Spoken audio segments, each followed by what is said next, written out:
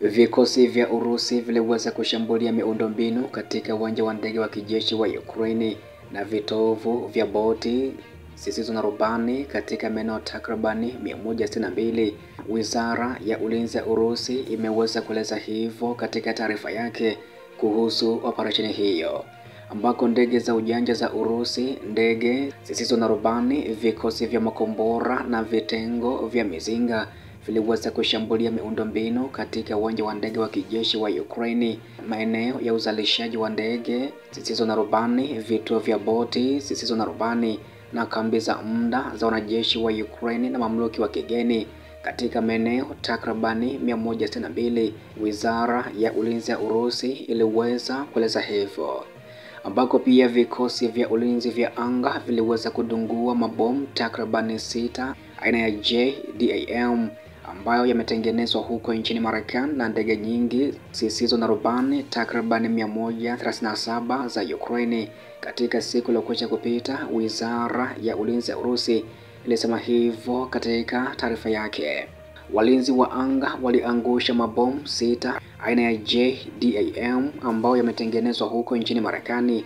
na ndege takribani 127 za Ukraine za mrengo zisizohamishika. Taarifa hiyo iliweza kueleza hivyo. Jumla ya ndege takribani 662, lakini pia helikopta 283, ndege zisizo na rubani 54630, mifumo ya makombora 605, mizinga 23101 na magari mengine ya kivita ikiwa pia na virusha roketi nyingi takribani 1554, mifumo 24350 ya upigaji risasi na choka, lakini pia na magari maalum ya kijeshi takribani 34826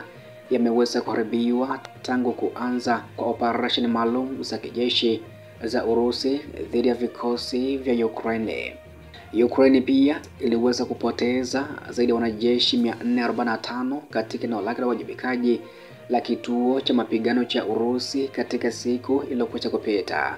ambako vitengo vya kituo cha mapigano cha Urusi kiliweza kuboresha nafasi zake za mstari wa mbele kushambulia vikosi vya brigade 4 za Ukraine za Mechanized, lakini pia brigade ya Giga, brigade ya drone, jeshi la mashambulizi na brigade 2 za walinzi wa kitaifa karibu na makazi ya huko Ulianovinka katika Jamhuri ya Watu wa Donetsk na kwingineko pia, ambako Ukraine ilipoteza zaidi ya wanajeshi 445 kutoka eneo hilo. Wizara ya Ulinzi ya Urusi pia iliweza kuongeza kuwa Ukraine ilipoteza magari mawili ya kivita, likiwemo gari la Marekani aina ya HMMWV pamoja na magari 5 na mifumo miwili ya kivita. Pia kundi la vita la Urusi Dnipro lilisababisha vifo vya wanajeshi wa Ukraine hadi 100 na kuharibu maghala mawili ya risasi katika siku iliyokwisha kupita. Wizara ya Ulinzi ya Urusi imeeleza hivyo, ambako vitengo vya kikundi cha vita cha Urusi Dnipro kilishambulia vikosi vya brigade ya Ukraine ya Mechanized, lakini pia brigade 3 za walinzi wa pwani na brigade 2 za ulinzi wa eneo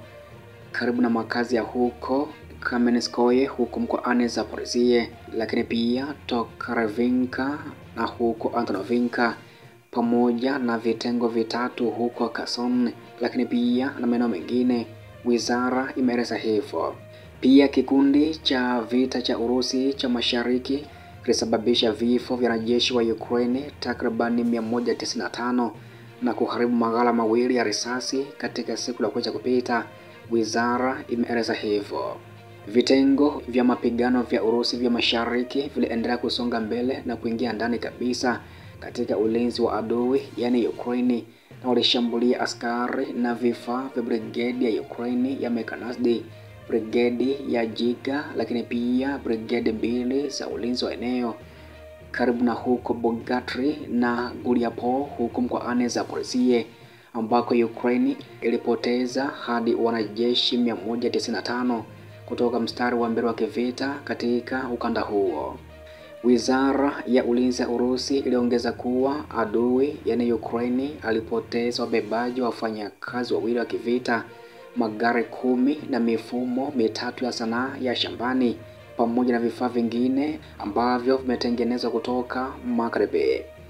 Vikosi vya kundi la mapigano la Urusi la Kusini pia lilishambulia wanajeshi na vifaa vya brigedi ya operation maalum ya kijeshi ya Ukraine maarufu kama Azovi au shirika ambalo limeteuliwa kama la kigaidi na limepigwa marufuku nchini Urusi. Wizara ya Ulinzi ya Urusi ilisema hivyo katika taarifa yake. Vitengo vya mapigano vya Urusi vya Kusini vilihamia kwenye nafasi nzuri zaidi na kushambulia askari wa Ukraine na vifaa vya brigedi 5 za Ukraine za Mechanized, brigedi ya watoto wachanga wenye magari, brigedi ya usafiri wa anga, brigedi ya ulinzi wa eneo na kikosi maalum cha operation cha Azovi. Taarifa ya Wizara ya Ulinzi ya Urusi ilieleza hivyo. Wizara hiyo pia iliweza kuongeza kuwa vikosi vya Ukraine vilishambuliwa karibu na makazi ya huko Vasukovinka na Konstantinovinka katika Jamhuri ya Watu wa Donetsk. Pia kikundi cha mapigano cha Urusi cha Magharibi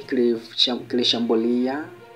katika baadhi ya maeneo wanajeshi wa Ukraine na kusababisha vifo vya takribani wanajeshi 225 na kuharibu maghala mawili ya risasi katika siku iliyokwisha kupita kwa vikosi vya Ukraine.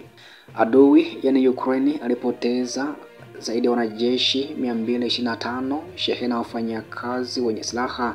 magari 9 na mifumo 4 ya silaha za shambani ikiwa ni pamoja na 2 za Magharibi, mifumo 2 ya vita vya kisasa yaani electronic radar iliyotengenezwa na Israeli na bohari 2 za risasi pia ziliweza kuharibiwa. Wizara iliweza kueleza hivyo. Kulingana na Wizara ya Ulinzi ya Urusi ilisema kuwa kikundi cha vita kiliboresha nafasi zake za busara kushambulia vikosi vya brigedi 4 za Ukraine za Mechanized, lakini pia brigedi ya Jiga karibu na makazi ya huko Kupiansk, Kapovinka huko Jamhuri ya Watu wa Donetsk.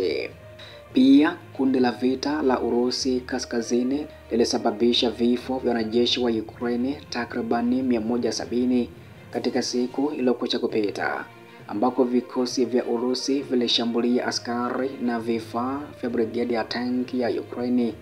brigedi 3 za mitambo, brigedi 2 za mashambulio ya anga, brigedi ya baharini na brigedi 2 za ulinzi wa eneo